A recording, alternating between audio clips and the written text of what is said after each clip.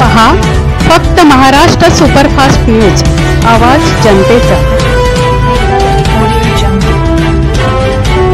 नमस्कार, मी मनाली करण महाराष्ट्र सुपरफास्ट न्यूजमध्ये तुमच्या सगळ्यांचं स्वागत करते।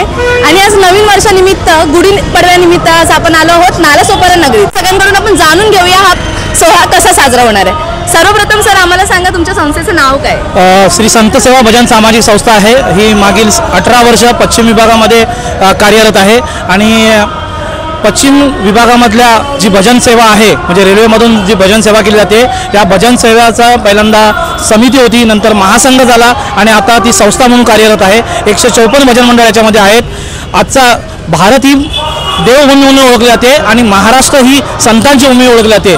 या संतांच्या भूमीमध्ये आजचा हिंदूंचा पवित्र असा सण गुढीपाडवा वर्ष Nalasopara railway station centre park ते आचोळे विठ्ठल मंदिर असा दिंडी सोहळा आयोजित केला जातो। याच्यामध्ये सगळे वारकरी जे मंडळी आहेत हे उद्दिष्ट आहे ही आपली जी आतापर्यंत झालेली परंपरा आहे ही परंपरागत व्हावी आणि नवीन पिढी याच्यासोबत जोडून घ्यावीत आणि आपली जी संस्कृती आहे सेवा भजन सामाजिक संस्था हा सातत्याने प्रयत्न करत आहे।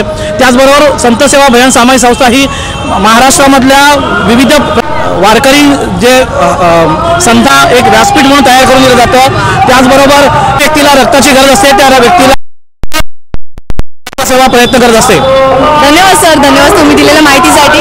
असं सुंदर या प्रकारे ते समाजासाठी आणि अध्यात्माचं नाव पुढे घेऊन जात आहेत। तर आपण पाहू शकतो किती सुंदर असा दिंडी सोहळा इथे साजरा होतोय।